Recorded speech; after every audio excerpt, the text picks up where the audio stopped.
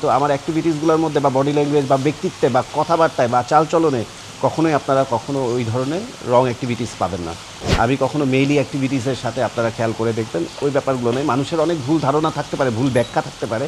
আগে দেখো একটা পোশাক আশাকে কপি করছে বা পোশাক আশাক নিয়ে করছে, সেটা একটা বিষয় ছিল যে আমার পোশাক আশাক বা আমাকে সে ধারণ করে। কিন্তু এখন দেখি আমার কথাগুলো, আমার ডায়লগগুলো সে চুরি করা শুরু করছে। কারো মধ্যে তুমি দেখবা যে আচার আচরণ, বডি ল্যাঙ্গুয়েজে প্রবলেম, কারো দেখবে কণ্ঠে প্রবলেম, কারো দেখবে যে সে, শোনো, সাজ পোশাক ফ্যাশন কিন্তু কোনো ব্যাপার না। ফ্যাশন ডিজাইনার হতেই পারে, ফ্যাশন ডিজাইনার বা একজন কোরিওগ্রাফার বা ফ্যাশন আইকন যে কোনো কিছু ফ্যাশন করতে পারে, কিন্তু তার ব্যক্তিত্বটা সবচেয়ে বড় বিষয়। আমি সবসময় আমার ব্যক্তিত্বটাকে প্রেজেন্ট করার চেষ্টা করি এবং আমার সমস্ত কিছুর মধ্যেই আমি ডেফিনেটলি আমি মানুষটা যেটা সেটাই করার চেষ্টা করি। আমি কখনো মেইলি অ্যাক্টিভিটিসের সাথে আপনারা খেয়াল করে দেখবেন ওই ব্যাপারগুলো নেই। মানুষের অনেক ভুল ধারণা থাকতে পারে, ভুল ব্যাখ্যা থাকতে পারে, কিন্তু আমি চেষ্টা করি আমি আমার মতো করে আমার সাজটাকে আমি প্রেজেন্ট করি। কিন্তু আমার অ্যাক্টিভিটিসগুলোর মধ্যে বা বডি ল্যাঙ্গুয়েজ বা ব্যক্তিত্বে বা কথাবার্তায় বা চালচলনে কখনোই আপনারা কখনো ওই ধরনের রং অ্যাক্টিভিটিস পাবেন না। যারা করে থাকে তাদের আমার ব্যক্তিগতভাবে পছন্দ না। তারা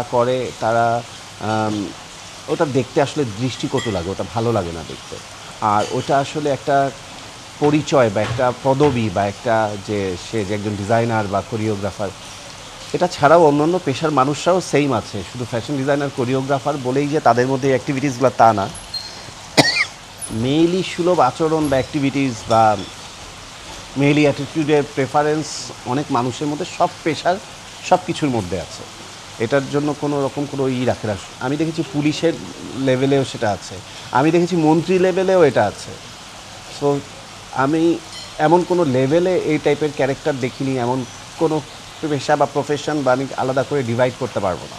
কিন্তু কথা হলো তুমি পছন্দ করতেই পারো, কিন্তু এখন তুমি তোমাকে কিভাবে প্রেজেন্ট করছো, কিভাবে নিজেকে দেখছো, কিভাবে মানুষের কাছে নিজেকে জাহির করছো, সেটা হচ্ছে ইম্পর্টেন্ট। এটা ব্যক্তিগত পছন্দ। বাট এই অ্যাক্টিভিটিসগুলো আমি কারো এখনকার দেখি যারা এসে বলে যে আমি ডিজাইনার বা অমুক তমুক এগুলো বলে, আসলে সে ফ্যাশন ডিজাইনার না, কিন্তু বলতে গিয়ে দেখা যায় যে এমন সব আচার আচরণ আমাকেই অনেকে কপি করে। তো করতে গিয়ে, হ্যাঁ, এটা তোমরাও জানো, সবাই জানে, তো কপি করতে গিয়ে নানান রকম এত বেশি করে ফেলে, ওই ফ্যাশন বা ওই প্রেজেন্টেশনটা বিকৃত হয়ে যায়। একটা ফেক জিনিস অলওয়েজ ফেক, আর একটা রিয়েল যে মানুষটা একটা ফ্যাশন ডিসকভার করে বা একটা ফ্যাশন মেইনটেইন করে চলে, তারটা আপনারা বুঝতে পারবেন যে আসলে কোনটা রিয়েল, কার জ্ঞানের পরিধি আছে, কে কিভাবে করে কথা বলছে, কোনটা সম্পর্কে সে আসলে নলেজ রাখে বা কোন জায়গাটায় তার এক্সপেরিয়েন্স আছে। আর কিছু কিছু মানুষ আছে কোনো এক্সপেরিয়েন্স নাই, নাম নাই বলি, তারপর তোমার প্রত্যেকটা ওয়ার্ড ভুল, দুটো প্রশ্ন করলে 7টা ভুল, তারপর সব মিথ্যে কথা বলে এবং সব ভুলভাল বলে এবং নিজেকে জাহির করে। কোনো ঘরের তুমি একটু কিছু বলে না যে ডোন্ট জাজ এ বুক বাই ইটস কভার, মানে কভার দেখে তুমি কোনো বইয়ের জাজমেন্ট তুমি করতে পারবে না। একটা বইয়ের জাজমেন্ট করতে হলে তোমাকে বইয়ের প্রতিটা পাতা দেখতে হবে। তুমি একটা ঘরের চাকচিক্য ঝলমলে গেট আপ দেখে তুমি বাকি বাড়ির পরিস্থিতি তুমি কোনোভাবেই বুঝতে পারবে না। বাকি পরিবেশ দেখা যাচ্ছে যে আমি ঘরে বসে দেখাচ্ছি আমি পোলাও খাচ্ছি, কিন্তু আসলে ভেতরে বসে মা পান্তা ভাত খাচ্ছে, ব্যাপারটা হচ্ছে এরকম। সো এই টাইপের আচার আচরণের মানুষগুলো এই মিথ্যা কথাগুলো বলে নানানভাবে নানান রকম বিভ্রান্তি ছড়িয়ে, এবং খেয়াল করে দেখবে মজার বিষয় আমি দেখলাম, আমি আজকে যেটা গিয়ে ক্যামেরার সামনে বলছি বা যে কথাগুলো বলছি প্রেম সম্পর্কে, আমার পোশাক সম্পর্কে যা বলছি, পরের দিন ঠিক সেই কথাটাই বা সেই ডায়লগটাই সে দিচ্ছে বা সেটাই বলছে। আগে দেখো একটা পোশাক আশাকে কপি করছে বা পোশাক আশাক নিয়ে করছে, সেটা একটা বিষয় ছিল যে আমার পোশাক আশাক বা আমাকে সে ধারণ করে। কিন্তু এখন দেখি আমার কথাগুলো, আমার ডায়লগগুলো সে চুরি করা শুরু করছে।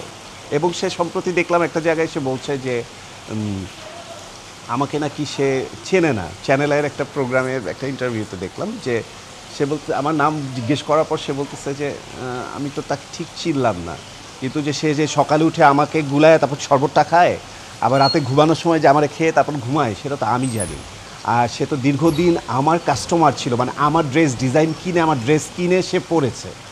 আমার বাসায় গিয়ে আমার কাপড় কিনে কিনে কিনে কিনে পরে আমার পোশাক জুতা দেখে কিনে তারপর সে ফরম্যাটটাকে সে নিজের গায়ে ধারণ করেছে।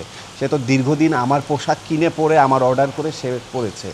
সে তো আমার টয়লেটে বাথরুমে গিয়েও বাথরুম করছে, সে কেন বলে যে সে আমাকে চেনে না?